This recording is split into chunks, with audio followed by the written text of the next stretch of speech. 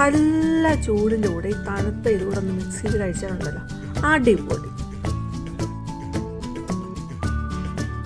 ഇതിലോട്ട് പോകുന്നതിന് മുമ്പേ ആദ്യമായിട്ട് കാണുന്നവർ വീഡിയോ ഫുൾ കണ്ടിട്ടുണ്ടെങ്കിൽ സബ്സ്ക്രൈബ് ചെയ്യുമ്പോൾ ഓൾ എന്ന ബെല്ലൈക്കണോട് എനേബിൾ ചെയ്ത് വെച്ചാൽ ഞാൻ എടുക്കുന്ന വീഡിയോയുടെ നോട്ടിഫിക്കേഷൻ അപ്പോൾ തന്നെ നിങ്ങൾക്ക് കിട്ടുന്നതായിരിക്കും. അപ്പോൾ തന്നെ അത് വീഡിയോ വാച്ച് ചെയ്യാൻ പറ്റും. എല്ലാവർക്കും ടേസ്റ്റി കറിയിലേക്ക് സ്വാഗതം.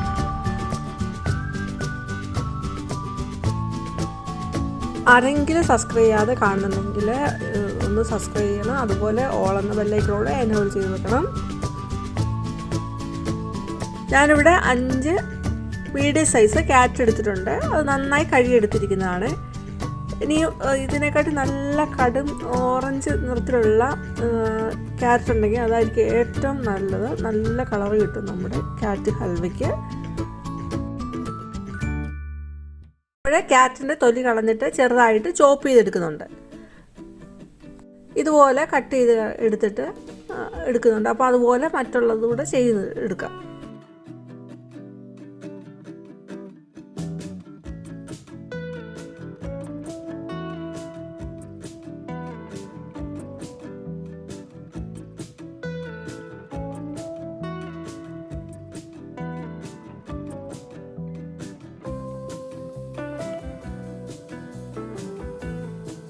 ഞാനപ്പോൾ എല്ലാ ക്യാരറ്റും ഇതുപോലെ ചോപ്പ് ചെയ്തെടുത്തിട്ടുണ്ട്. ഇനി ഇത് മിക്സിയുടെ ജാറിലോട്ട് ഇട്ട് ജസ്റ്റ് ഒന്ന് ചതച്ചെടുക്കാം. അപ്പോൾ കുറേശ്ശെയായിട്ട് ഇട്ടാണ് ചതച്ചെടുക്കുന്നത്. എല്ലാം കൂടി ഇട്ടാൽ എല്ലാം പല വിധത്തിലായി പോകും. ചിലത് നന്നായിട്ട് അരയും, ചിലത് വലിയ കഷ്ണമായിട്ട് കിടക്കും. അപ്പോൾ കുറച്ച് ഇട്ടിട്ട് ചതച്ച് ജസ്റ്റ് ഒന്ന് ക്രഷ് ചെയ്തെടുക്കുന്നേ ഉള്ളൂ. ആ കൂട്ടത്തിൽ ഏലക്കായ ഇടുന്നുണ്ട്. ഏലക്കായുടെ തൊലി കളഞ്ഞിട്ടാണ്, സീഡ് മാത്രമേ ഇടുന്നുള്ളൂ. പിള്ളേർക്ക് എന്തെങ്കിലും അതിൻ്റെ തൊലി കടിക്കുന്നത് അധികം ഇഷ്ടമല്ല. അതുകൊണ്ടാണ് ആ തൊലി കളഞ്ഞിട്ട് ഇടുന്നത്. അല്ലെങ്കിൽ തൊലി കളയാതെ ഇടാവുന്നതാണ്. സാധാരണ നമ്മൾ ക്യാരറ്റ് ഹൽവ ഉണ്ടാക്കുമ്പോൾ ഗ്രേറ്റ് ചെയ്തായിരിക്കും ക്യാരറ്റ് എടുക്കുന്നത്. അതിനെക്കാട്ടി നല്ല എളുപ്പമാണ് ക്രഷ് ചെയ്ത് മിക്സർ ജാറിലോട്ട് ഇട്ട് ജസ്റ്റ് ക്രഷ് ചെയ്താൽ മതിയല്ലോ. അപ്പം നല്ല എളുപ്പം തന്നെയാണ്. ചോപ്പ് ചെയ്ത് വെച്ച എല്ലാ ക്യാരറ്റും മിക്സർ ജാറിലിട്ട് നന്നായിട്ട് ക്രഷ് ചെയ്തെടുത്തിട്ടുണ്ട്. അപ്പോൾ ഏലക്കയോട് ഇട്ടപ്പോൾ നല്ലൊരു സ്മെല്ലാണ് വന്നിരിക്കുന്നത്.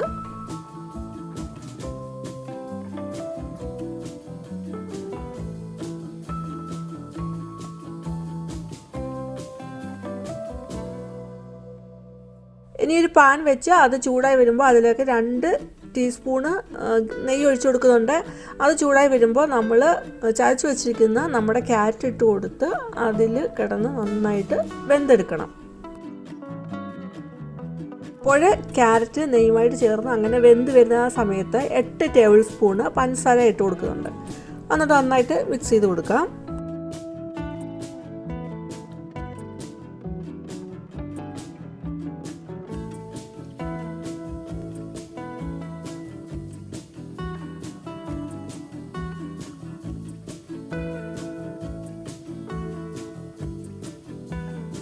പഞ്ചസാര നന്നായിട്ട് ക്യാരറ്റായിട്ട് മിക്സ് ചെയ്ത് കൊടുത്തു. അങ്ങനെ വരുമ്പോൾ പഞ്ചസാര അത് ഉരുകി വരും. അപ്പോൾ അതിൻ്റെ വെള്ളം പറ്റി ക്യാരറ്റുമായിട്ട് പിടിച്ച് നന്നായിട്ട് വരുന്ന സമയത്ത് വേണമെങ്കിൽ നമുക്ക് നെയ്യ് ആഡ് ചെയ്ത് കൊടുക്കാം. ഞാനിവിടെ 1 ടേബിൾ സ്പൂണൂടെ നെയ്യ് ആഡ് ചെയ്ത് കൊടുത്തു. വേണമെങ്കിൽ ഏലക്കായും ഇടാവുന്നതാണ്.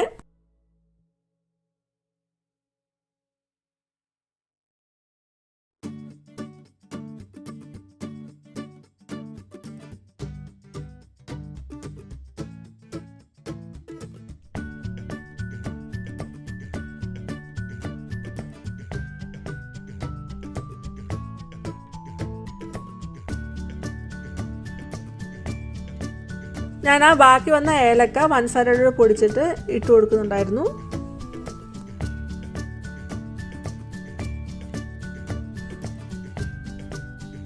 നന്നായി ഇളക്കി ഇട്ട് കൊടുത്തുകൊണ്ടേ ഇരിക്കണം. അത് പാനിൽ നിന്ന് വിട്ട് വരുന്നതാണ് കറക്റ്റ് പാകം. അങ്ങനെ ഏകദേശം നമ്മുടെ ക്യാരറ്റ് ഹൽവ റെഡിയായി വന്നിട്ടുണ്ട്.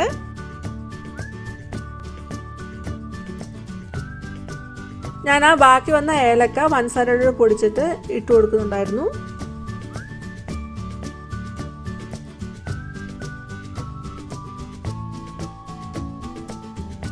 അങ്ങനെ പാകമായി വരുന്ന സമയത്ത് നമുക്ക് ക്രഷ് ചെയ്ത് വെച്ചിരിക്കുന്ന നട്ട്സ് ഇട്ട് കൊടുക്കാവുന്നതാണ്. നമുക്ക് ഇഷ്ടമുള്ള നട്ട്സ് ഇട്ട് കൊടുക്കാം. ഞാനിവിടെ പൊടിച്ച് വെച്ചിരിക്കുന്ന ബദാമാണ് ഇട്ട് കൊടുക്കുന്നത്. എൻ്റെ ബദാം മാത്രമേ ആ സമയത്ത് ഉണ്ടായിരുന്നുള്ളൂ.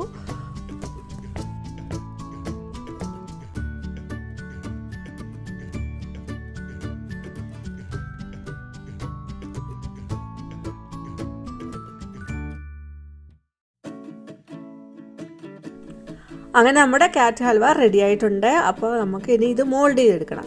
നമുക്ക് ഇഷ്ടമുള്ള രീതിയിൽ സെറ്റ് ചെയ്തെടുക്കാവുന്നതാണ്. അപ്പോൾ ഞാനിവിടെ കുക്കി കട്ടർ ഉപയോഗിച്ച് അതിലോട്ട് ക്യാരറ്റ് വെച്ച് പ്രസ് ചെയ്ത് ആണ് എടുക്കുന്നത്.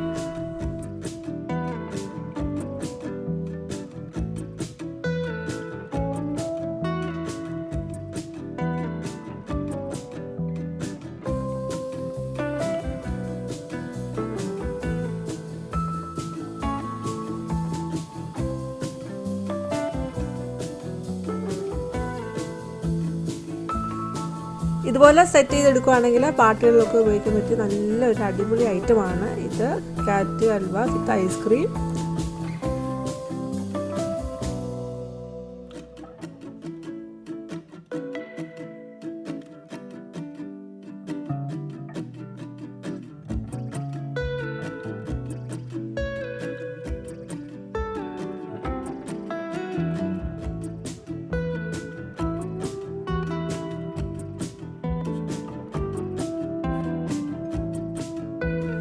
അങ്ങനെ പ്രസ് ചെയ്തെടുത്ത ക്യാരറ്റ് ഹൽവയുടെ മുകളിലൊക്കെ ഞാൻ ഐസ്ക്രീം വെച്ച് കൊടുക്കുന്നുണ്ട്. ഇവിടെ വാനില ഐസ്ക്രീമാണ് ഉപയോഗിച്ചിരിക്കുന്നത്. എന്നിട്ട് ക്രഷ് ചെയ്ത് വെച്ചിരിക്കുന്ന പിസ്തയും വെച്ച് ഡെക്കറേറ്റ് ചെയ്യുന്നുണ്ട്.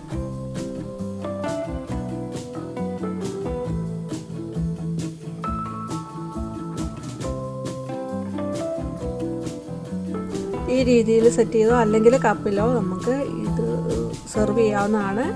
അപ്പോൾ ഈ വീഡിയോ ഇഷ്ടപ്പെട്ടുവെങ്കിൽ ലൈക്ക് ചെയ്യുക, ഷെയർ ചെയ്യുക, കമൻറ്റ് ചെയ്യുക.